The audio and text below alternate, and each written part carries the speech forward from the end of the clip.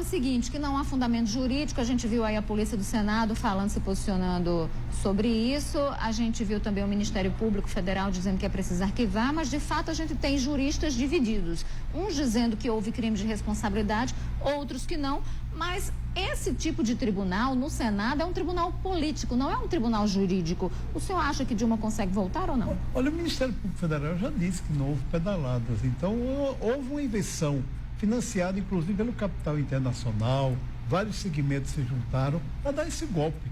Esse golpe que começou desde 2005 com Lula. Tentaram derrubar Lula, mas não conseguiram, porque Lula tem um apoio grande. E traquejo também, né? Claro, traquejo. Então, aproveitaram o momento da crise internacional, né?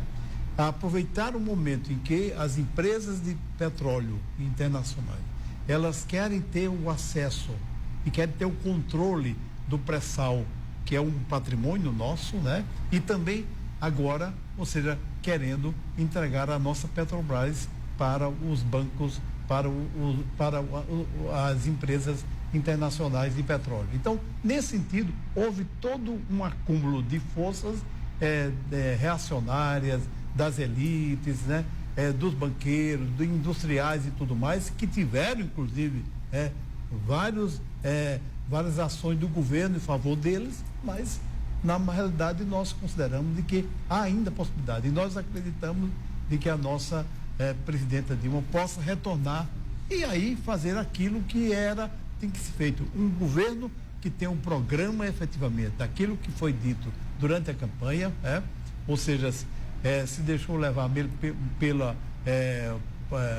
pela proposta lá do ministro da Fazenda, enfim, mostrando de que nós temos que ter um governo do ponto de vista econômico que possa gerar emprego, fazer com que haja distribuição de renda, enfim, é isso que nós queremos efetivamente, e continuando investindo na educação, na saúde, e não fazendo como esse governo usurpador que está aí, golpista, que está destruindo direitos e fazendo com que nós, cada dia, possamos dizer, os Estados Unidos estão doidos para ter o acesso ao nosso petróleo e à nossa Petrobras. Mas aí o senhor está me falando que o senhor quer que aconteça, né? Que ela volte. Eu quero saber se o senhor acha, de fato, com a configuração que existe ali no Senado, se ela volta. Olha, eu acho sim, eu acho que nesse sentido, o pessoal está trabalhando muito em segredo, nos porque bastidores. A cada dia o governo tenta agora, ou seja, quando percebe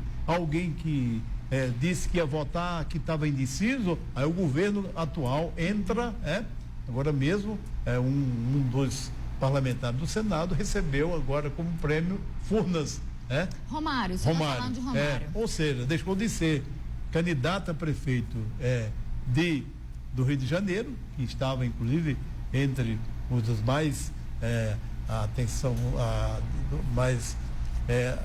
que havia nas pesquisas o resultado, mas ele resolveu aceitar a Furnas, que efetivamente é um espaço onde muita gente precisa ser investigada. É aquela velha barganha política que a gente sabe, né? Pois Agora, mudando um pouquinho desse lado, mas ainda falando de política, mas de um outro jeito, a gente teve muito recentemente o arcebispo da Paraíba, Dom Aldo Pagotto, que renunciou ao cargo, ou foi renunciado, digamos assim, pelo Vaticano, mas ele tinha uma política muito dura no que diz respeito à participação de padres na política, muito embora a postura dele fosse diferente. Aí agora a gente viu aí assumindo interinamente o administrador apostólico Dom Genival Saraiva, que também segue essa mesma linha. O senhor acha isso justo? Porque a gente sabe que a igreja sempre teve um posicionamento muito político, só que Dom Aldo se aproximou mais das elites políticas e não das classes sociais.